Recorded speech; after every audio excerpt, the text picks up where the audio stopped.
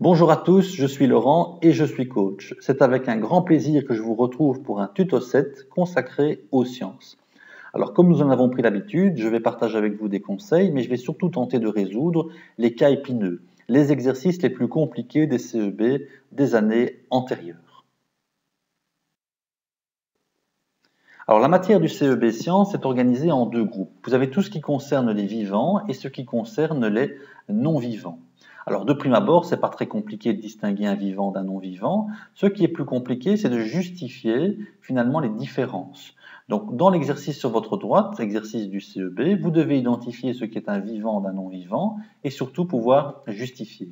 Alors un vivant est susceptible de croître, de respirer, de se reproduire, a un mécanisme de naissance et de mort, et s'alimente également. Alors qu'un non-vivant, prenons l'exemple d'une pierre, la pierre ne s'alimente pas, elle ne se reproduit pas, elle ne respire pas, elle ne croît pas, etc. Ce qui est vraiment important, c'est de parvenir à bien justifier votre réponse. Alors, première matière clé, l'homme, avec 4 systèmes évidemment. Le système digestif, respiratoire, locomoteur et circulatoire. Alors, le système digestif concerne donc la transformation de la nourriture. Donc, vous aurez vraisemblablement un schéma qu'il faudra annoter et tracer le parcours d'un aliment. Donc, l'aliment finalement entre dans le circuit via la bouche, avec l'action de la salive, c'est la mastication. L'aliment ensuite passe dans l'œsophage, c'est le mécanisme de déglutition, pour aboutir dans l'estomac. Une fois dans l'estomac, on va avoir l'action du suc gastrique, puis nous aurons l'action du foie et du pancréas.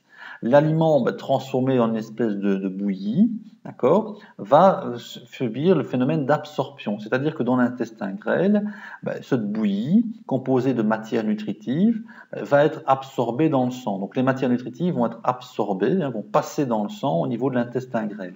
Alors que les matières jugées comme déchets vont poursuivre leur chemin à travers le gros intestin et seront éliminées sous forme de sel ou d'urine via l'anus. On vous demandera toujours de pouvoir identifier le parcours en fluo et de repérer bouche, œsophage, estomac, éventuellement foie, pancréas, intestin grêle, gros intestin, anus. Alors, sur votre droite, vous avez le système respiratoire, c'est la manière dont on respire. C'est très simple, il y a 2 mécanismes, l'inspiration et l'expiration. Quand vous inspirez, l'air entre par le nez et par la bouche, il passe dans la trachée, puis il passe dans les bronches et dans les petits tubes pour se rendre jusqu'à l'intérieur des poumons. Comment ce mécanisme peut se produire? Essentiellement parce que le diaphragme se contracte, c'est-à-dire que le diaphragme se tend et s'abaisse. Quand vous inspirez, vous sentez d'ailleurs que votre diaphragme s'abaisse. Par contre, quand vous expirez, vous rejetez l'air contenant du CO2, du gaz carbonique. Dans ce cas-là, le diaphragme se relâche et remonte. Ce qui est super important, c'est de pouvoir identifier la notion de volume. Quand vous inspirez, le volume de la cage thoracique augmente, vous le sentez.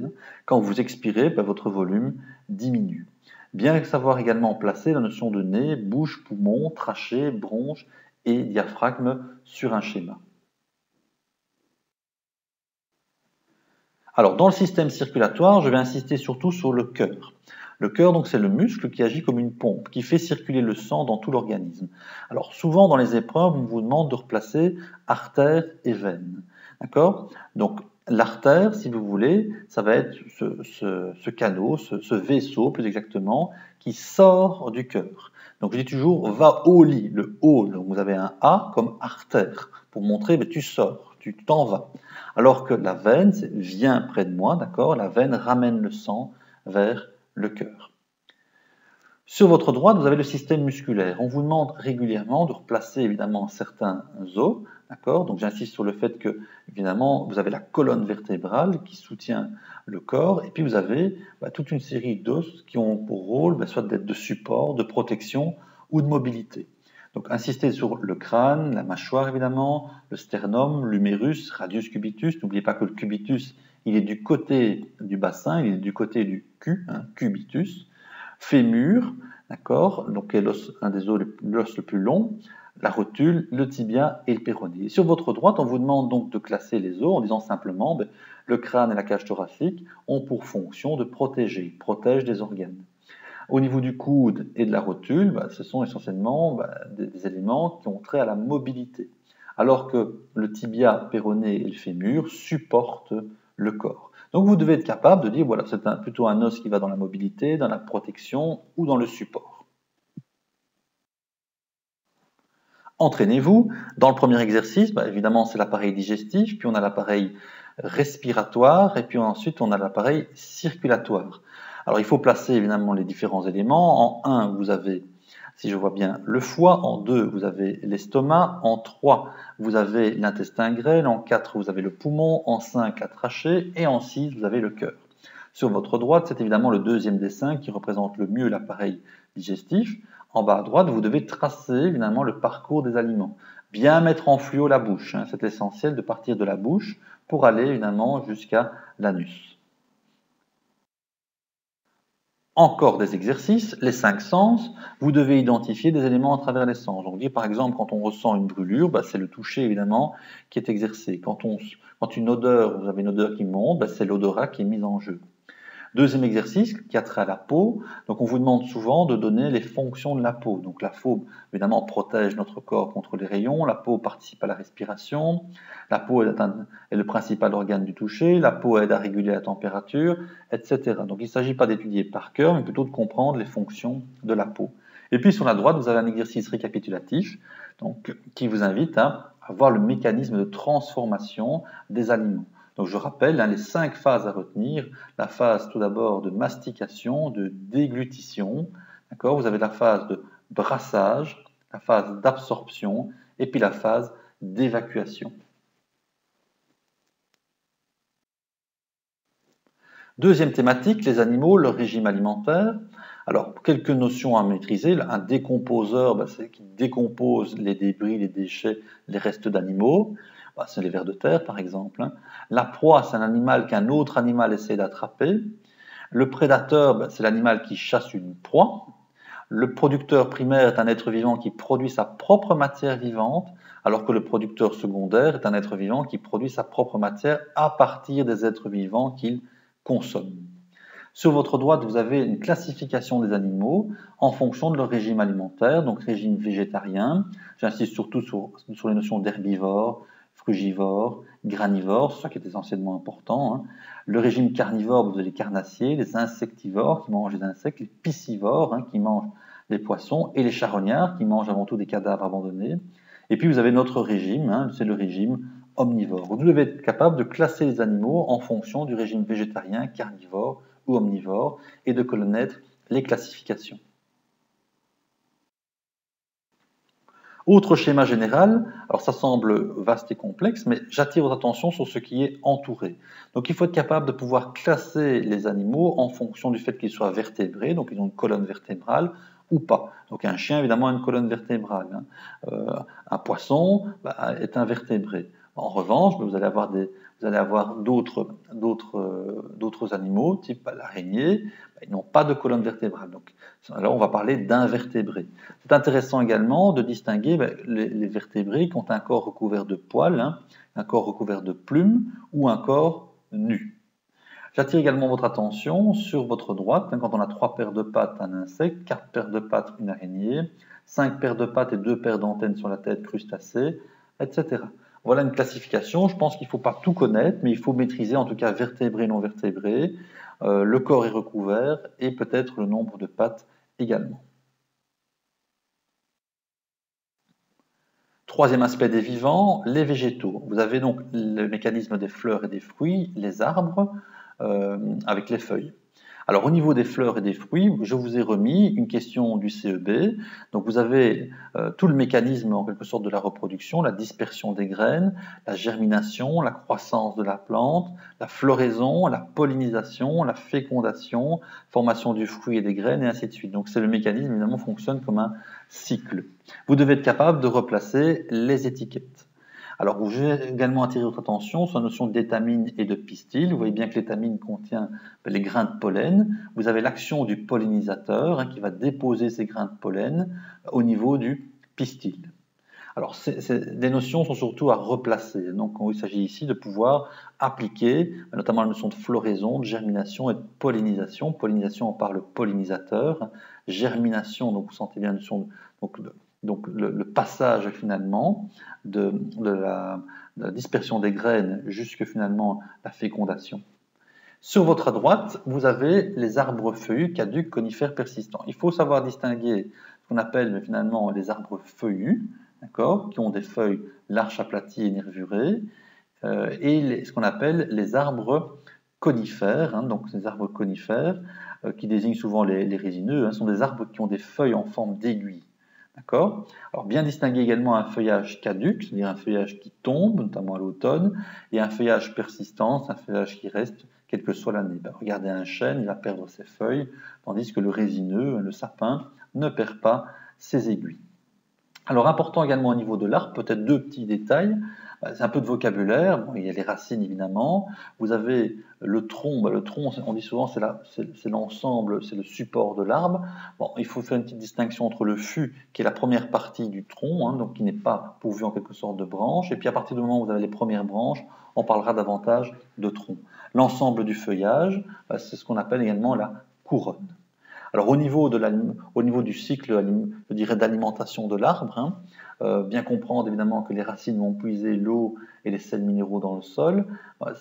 L'eau et les sels vont être portés par la sève brute, hein, jusqu'au niveau des feuilles. Là, vous allez avoir le système finalement le système lié au soleil. Donc l'action du soleil avec la chlorophylle des feuilles va permettre de produire notamment du sucre, d'accord. Et donc, ensuite, cette alimentation va être véhiculée à travers l'arbre via ce qu'on appelle la sève nourricière. Donc, le mécanisme alimentaire, en quelque sorte, de l'arbre doit être également maîtrisé. Alors, au niveau des feuilles, bien savoir distinguer une feuille simple d'une feuille composée.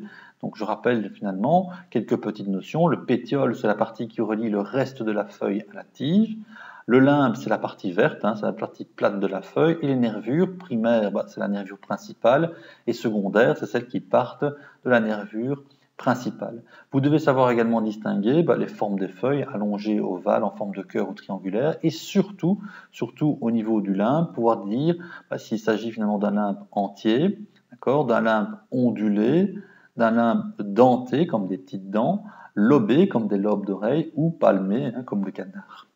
Ces notions sont à maîtriser, notion de limbe, notion de nervure, notion de pétiole, éventuellement également la notion de bourgeon, sont les principales notions qui reviennent, puis évidemment la distinction entre feuilles simples et feuilles composées que vous retrouvez également au-dessus de ce slide. Alors, on passe maintenant au non-vivant, puisqu'on va parler de l'énergie avec le circuit électrique. Alors, au niveau du circuit électrique, il y a trois notions clés, la notion de contact électrique, de circuit ouvert et fermé, et de bons et mauvais conducteurs d'électricité. C'est assez simple, hein, finalement. Le courant électrique correspond à un déplacement d'électrons au sein d'un corps. Donc, vous avez des électrons qui se déplacent, d'accord, du positif vers le négatif. Deuxième élément, on parle de circuit ouvert et de circuit fermé. C'est la principale notion à retenir. Pour que le courant électrique puisse circuler dans un circuit, il est nécessaire que celui-ci forme une boucle fermée, c'est-à-dire qui comprend le générateur et différents objets conducteurs de courant. Donc un tel circuit est appelé circuit fermé, comme vous l'avez en bas à droite, c'est celui du bas. En revanche, vous avez un circuit qui peut être ouvert, lorsque la boucle n'est pas bouclée. Eh bien, le courant ne peut circuler, le circuit est alors appelé circuit ouvert. Vous avez des matériaux ou des éléments, en tout cas, qui sont de bons conducteurs et de mauvais conducteurs. Donc, de bons conducteurs, ce sont souvent les métaux, alors que de mauvais conducteurs sont par exemple le plastique ou le bois. C'est important donc d'opérer cette distinction. Alors, dans les exercices du CEB, vous aurez régulièrement un schéma, vous devrez soit le compléter en fonction des éléments que je vous ai remis ici et déterminer si oui ou non le circuit est ouvert ou fermé. Alors toujours au niveau de l'énergie, savoir distinguer les types d'énergie produites. Dans les CEB, on se contente souvent de thermique, mécanique, électrique. La ressource qui est consommée, dans l'énergie thermique, par exemple pour un barbecue, c'est le charbon. La ressource consommée pour pouvoir produire de l'énergie quand on transporte un élément avec la brouette, c'est le muscle en tout cas qui est la ressource consommée. L'énergie en tout cas produite par le muscle. Et dans le cas du tram, c'est un type d'énergie électrique et la ressource consommée, c'est de l'électricité. Alors après, on peut s'interroger sur la source de cette électricité, c'est encore une autre question. Mais on a opéré une distinction entre les énergies dites renouvelables et les énergies dites non renouvelables. Alors, par exemple, le charbon et le pétrole est une énergie non renouvelable, alors que le soleil, l'énergie produite par les barrages hydrauliques, la Terre est une énergie renouvelable et surtout quasiment inépuisable. Bien connaître la distinction également entre dilatation et contraction. La dilatation, c'est l'augmentation du volume. La contraction est au contraire une diminution de volume. Vous avez un exercice qui revient chaque année dans le CEB relatif à cela. Donc vous vous rendez bien compte, par exemple, que quand les rails se déforment, c'est sous l'effet d'une dilatation. Lorsque finalement donc, un corps prend davantage de place, on va être dans un mécanisme de dilatation. Toujours dans les non-vivants, la matière, bien distinguer un mélange, qui est un ensemble de corps purs, donc il est composé de plusieurs sortes de molécules, alors qu'un corps pur est composé d'une seule sorte de molécules. Alors vous devez être capable également de bien distinguer les trois états, solide, liquide, gazeux. Donc il y a beaucoup d'exercices où vous devez distinguer, est-ce qu'on est dans un état solide, solide, vous l'entendez bien, donc c'est une forme invariable qui ne peut pas bouger. Liquide va avoir une forme variable, pensez à l'eau, l'eau évidemment peut changer de forme, et l'élément gazeux peut également s'ajuster, donc est également variable. Donc ce qui est super important, c'est de bien retenir que, pour rappel, le gaz est compressible et expansible. Donc dans une bonbonne de gaz, vous pouvez donc compresser votre gaz, ou au contraire, vous pouvez lui permettre d'occuper davantage de place. L'exercice que vous rencontrez souvent dans le CEB, c'est d'identifier quel est l'état, et surtout de pouvoir préciser que le gaz est compressible et expansible. Autre matière au niveau des non-vivants, l'air, l'eau et le sol. Donc je rappelle au niveau du cycle de l'eau, le cycle habituel, vous avez la phase d'évaporation. Donc sous l'effet de la chaleur, l'eau des océans, des cours d'eau, du sol s'évapore dans l'atmosphère. En s'élevant, l'air se refroidit, donc la vapeur d'eau va se condenser, c'est la condensation. Les nuages vont être poussés par les vents et les gouttelettes qui continuent à se refroidir vont fusionner avec d'autres gouttelettes pour se solidifier. Et puis il vient un moment donné où ces gouttelettes sont trop lourdes, donc elles doivent tomber, et c'est ce qu'on appelle la phase de précipitation. L'eau tombe à même le sol, soit elle va dans un premier temps ruisseler, ruisseler vers d'autres rivières, d'autres ruisseaux, d'abord des rivières, des fleuves, etc., ou elle va s'infiltrer également dans le sol et rejoindre notamment les nappes phréatiques. N'oubliez pas les trois états de l'eau, plutôt les quatre états qui sont mis en évidence ici. L'eau s'évapore, c'est l'évaporation. La vapeur d'eau se condense, c'est la condensation. L'eau gèle, c'est la solidification. La glace fond, c'est la fusion. Un petit exemple, vous sortez un verre du congélateur, vous allez voir que rapidement, vous allez avoir une espèce de vapeur d'eau qui va se mettre en place au contact de l'air ambiant. Vous avez un mécanisme là de condensation. Donc vous devez pouvoir passer de l'un à l'autre, comprendre finalement les mécanismes des différents états de l'eau. Alors, notion suivante, la notion de météo.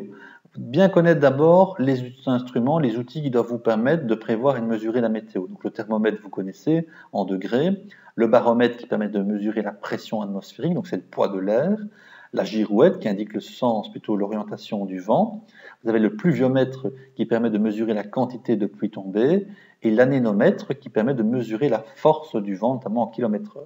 En bas à gauche, je vous ai remis quelques indications pour vous permettre de lire correctement une carte. Chaque année, on retrouve ce type d'exercice. Donc température minimum souvent en bleu, maximum en rouge. Vous avez des pictogrammes qui indiquent finalement l'état de la météo, donc le temps qu'il va faire le jour même. Toujours l'orientation du vent, la direction du vent, et puis la vitesse du vent qui s'exprime en kilomètres par heure. Et donc en haut à droite, vous avez un exemple, de nouveau, on vous demande ce bulletin météo a été écrit, entoure la bonne réponse. On a le bulletin météo, on voit demain, jeudi, vendredi, donc on peut sous-entendre qu'on a le bulletin météo de mardi.